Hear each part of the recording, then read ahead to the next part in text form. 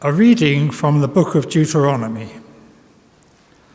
Moses said to the people, "The priest shall take the pannier from your hand and lay it before the altar of the Lord your God. Then, in the sight of the Lord your God, you must make this pronouncement. My father was a wandering Aramean. He went down into Egypt to find refuge there, few in numbers. But there he became a nation, great, mighty, and strong. The Egyptians ill-treated us. They gave us no peace and inflicted harsh slavery on us. But we called on the Lord, the God of our fathers.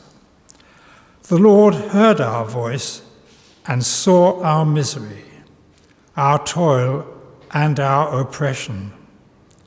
And the Lord brought us out of Egypt with mighty hand and outstretched arm, with great terror and with signs and wonders. He brought us here and gave us this land, a land where milk and honey flow. Here then I bring the first fruits of the produce of the soil that you, Lord, have given me. You must then lay them before the Lord your God and bow down in the sight of the Lord your God." The word of the Lord. Be with me, O Lord, in my distress. Be with me, O Lord, in my distress. He who dwells in the shelter of the Most High and abides in the shade of the Almighty says to the Lord, "My refuge, my stronghold, my God in whom I trust. Be with me, O Lord, in my distress. Upon you no evil shall fall, no plague approach where you dwell. For you has he commanded his angels to keep you in all your ways. Be with me, O Lord, in my distress. They shall bear you upon their hands, lest you strike your foot against the stone. On the lion and the viper you will tread, and trample the young lion and the dragon. Be with me, O Lord, in my distress. His love he set on me, so I will rescue him. Protect him, for he knows my name. When he calls, I shall answer. I am with you. I will save him in distress and give him glory. Be with me, O Lord, in my distress. A reading from the letter of St. Paul to the Romans. Scripture says, "The word, that is, the faith we proclaim, is very near to you. It is on your lips and in your heart. If your lips confess that Jesus is Lord, and if you believe in your heart that God raised him from the dead, then you will be saved.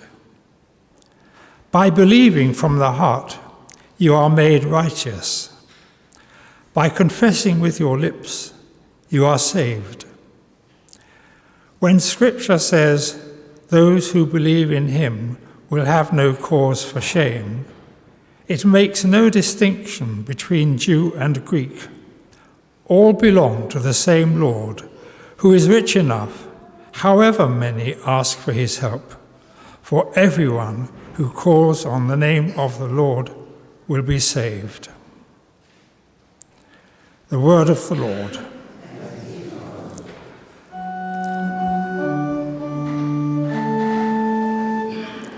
Praise to you, O Christ, King of eternal glory. Praise to you, O Christ, King of eternal glory. Man does not live on bread alone, but on every word that comes from the mouth of God. Praise to you,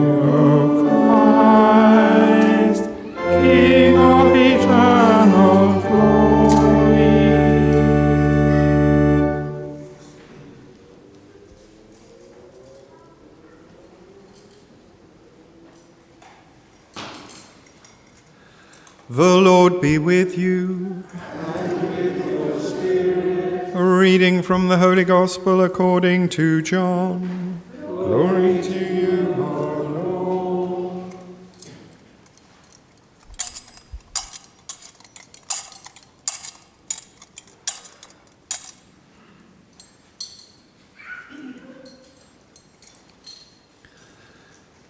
Filled with the Holy Spirit, Jesus left the Jordan and was led by the Spirit through the wilderness, being tempted there by the devil for 40 days.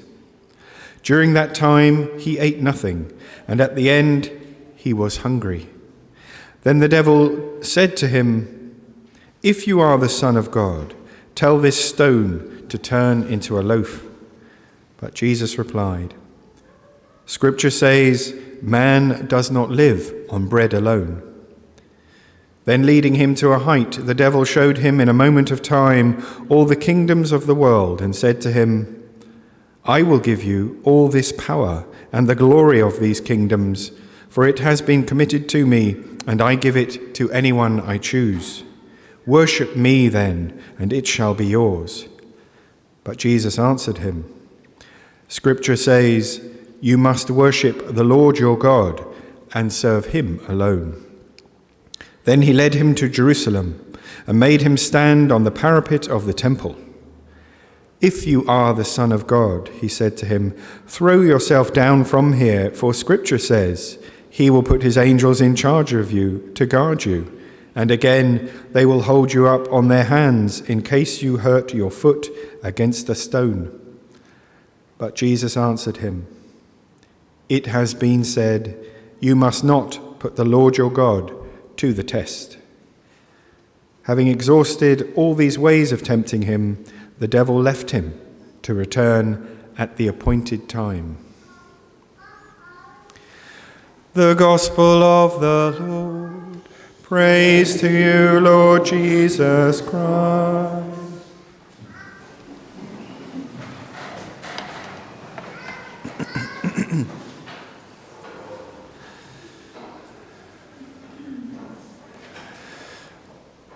So as I said at the start of Mass, these 40 days in the wilderness for Jesus are now reflected in the 40 days of Lent, which the Church gives us once more to prepare for the great feast of Easter. So clearly there's something that can catch our attention there about the theme of the desert that can maybe ask us questions. How can that speak to us today? Here we are in Eastcote. It's a particularly verdant area, lots of beautiful trees around here. We're certainly not in a physical desert.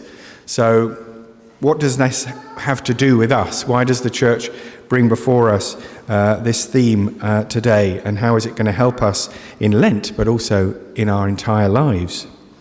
Well, it's worth exploring. And so perhaps to put it in a context, if we look at our first reading, so one of the passages of describing the ancient history of Israel and the foundational moment when Israel themselves passed through the desert. And the desert served a purpose, and perhaps to explore what that purpose was can be helpful. And the purpose was to get them from the slavery that they were enduring in Egypt into the promised land. So a physical purpose, to bring them from one place to another. But there are deeper reasons there, of course. So if we think of Israel, had been living for many, many generations, hundreds of years, amongst a foreign people.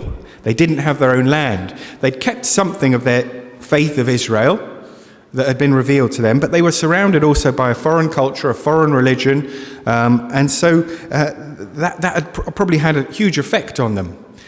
And so the passage through the desert perhaps helped them to be liberated from many elements that had been growing up in their lives since then. It's been acknowledged that the journey that they took not 40 days, which it just about could have done at a quick march, but it took 40 years. 40 years. So Israel's time in the desert surely meant something very important. What can we really learn that was going on there? Well, what they would really seem to be being taught is that God was with them, that they could learn to trust God, and they could be formed as the people of Israel in a way that was going to be foundational. And God showed his power, as it said in that reading, with signs and wonders, mighty works. So first off was leading them through the Red Sea, protecting them from the Egyptian forces, leading them out into the desert, feeding them when they were in the desert with manna, bread from heaven, miraculous food that they were fed in their hunger, guiding them by a pillar of cloud during the day and a pillar of fire by night.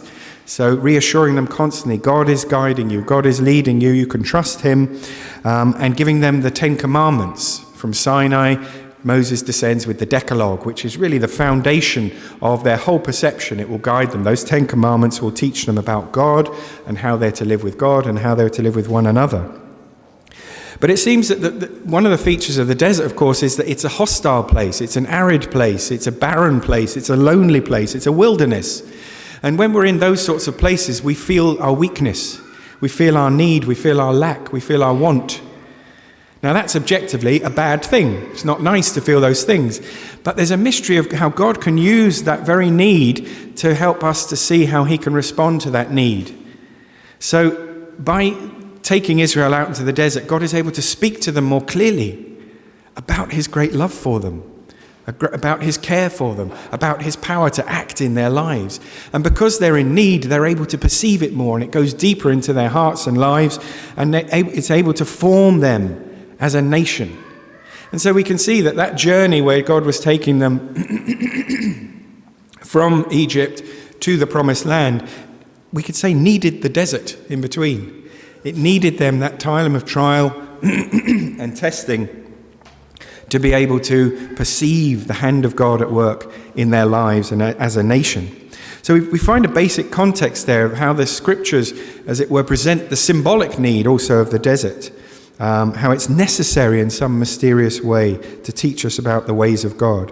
When we look then at the gospel account, so Jesus himself spending a significant amount of time in the desert fasting, we could say that at a basic level, the same theme is there. What is it that gives Jesus the strength to do such a thing? It's his Father. He relies totally on his Father, and it's his love for the Father and his desire to fulfill his Father's wishes in his mission, and the Father's love for him, and the Father's power to sustain him in this hostile place of the desert. So the same theme is there. But of course, because it's Jesus, we're going to learn more about the Father and more about who specifically Jesus is and what he brings into our lives. So what we see is that in the desert, in that place of weakness, in that place of deprivation, we're more susceptible to temptation. Evil is somehow able to get to us in a more overt way. So we have here this encounter between Jesus and the devil, and it's very clear. It's here. It's Jesus and it's the devil. So two contrasting, as it were, dynamics, one of goodness, one of evil. And we see the work of evil is to try and seduce, it's to tempt. And what could we say fundamentally, what's happening with Jesus here? He's being tempted by the devil to find a shortcut for his hunger, which he's willingly undertaken as an offering of fasting, so to use God's power to satisfy that need. But we could see in a larger context, the devil is offering him glory, worldly glory. Now Jesus has come to receive worldly glory, as it were, but the devil's way is a shortcut. It's the devil's way of opening up the possibility of that, but it's not God's way. And we could say ultimately, therefore, it's somehow the devil is saying, you don't have to suffer, Jesus. You don't have to go through all this arduousness, not now in the desert and not in the future of your mission, and certainly not on the cross that Jesus will undertake willingly. You don't have to do any of that. I can give you the glory now. And we see the wiles of the enemy are to give us, as it were, an apparent fulfillment of our lives, an apparent fulfillment of the meaning of who we are, but to take us by a shortcut. Now, shortcuts can be good, but not when they are inspired by evil. And so Jesus is able to say, no, that's not my way. I'm here to fulfill the Father's wishes, and in the mystery of his suffering, he will receive the world's glory, but in a mysterious way, of course.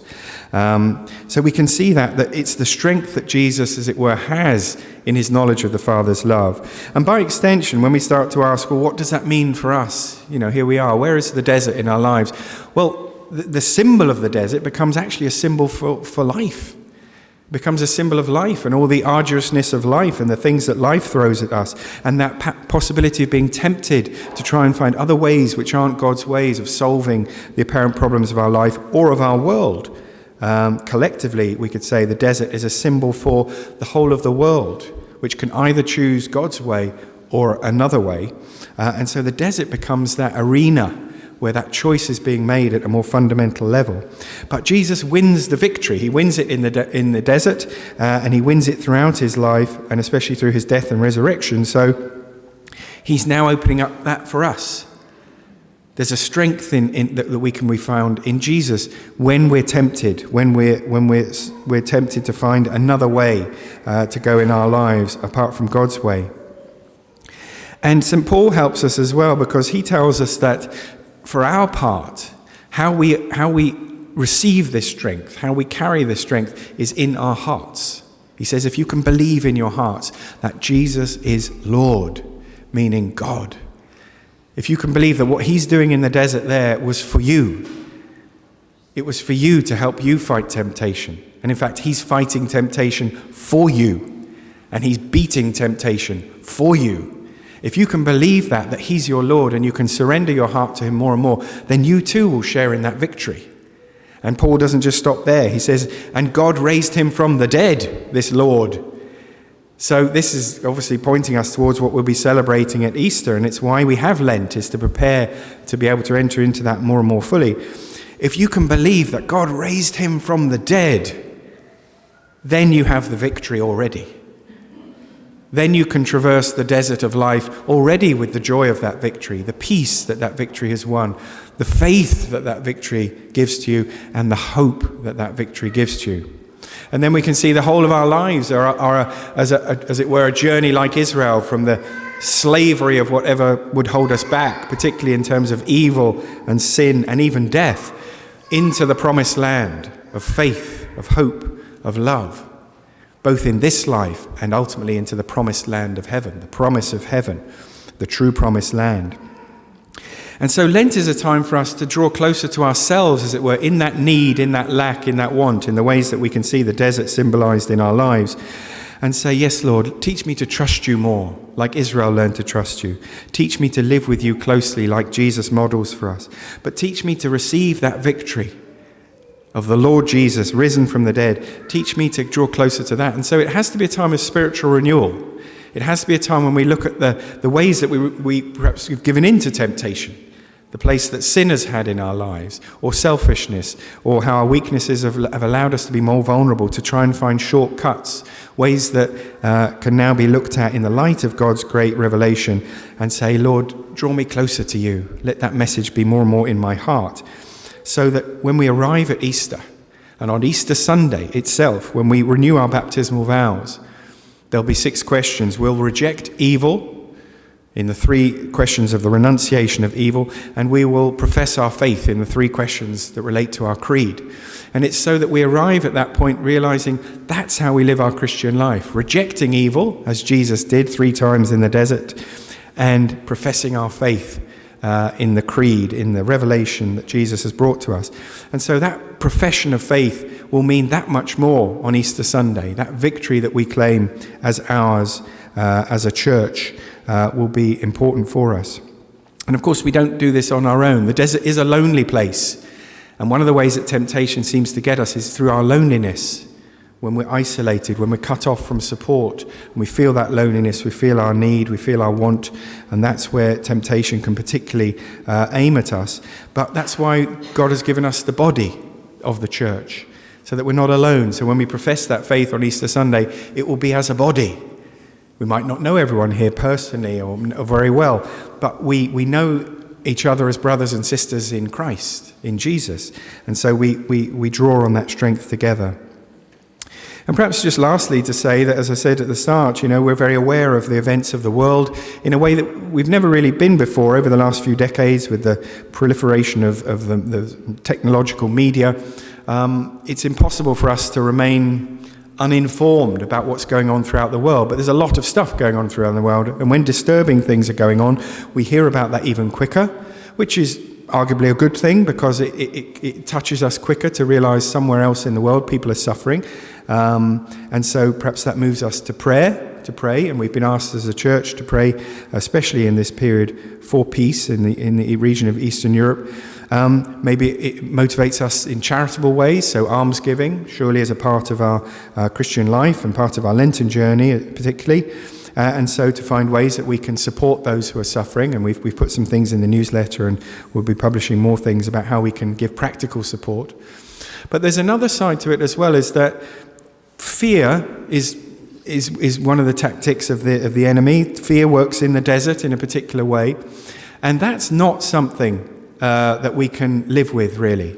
We can't live in fear. It's like going back to the slavery of Egypt. As Christians, we're asked to perceive the woundedness of the world, but not with a sense of trepidation and fear. And that's part of our journey as well, but to realise that we are part of God's answer. Even if something appears to be happening a long way away and we don't know how it might develop into a worse conflict or what sort of impact that will have on our lives. But we're asked to draw close to God in that need of not knowing and the potential to be afraid. But to see that this too is part of the desert experience, to place our trust in God and to pray for our world, that she would see that placing her trust in God and his means for finding reconciliation, peace and harmony are the best ways, the only ways, and shortcuts, whatever they might be, potentially always lead to further and further suffering. So our Lenten journey is our own, and we're encouraged to look into our hearts to see where we can take stock, clean house, as it were, take a spiritual inventory of our lives, but also to see it as part of something greater than ourselves as well, that God has placed us on this world to be a sign of hope. So let's pray that sign could shine ever brighter through our lives and through our church, and that through our prayers and our offerings, God could bring peace into our hearts and into the entire world.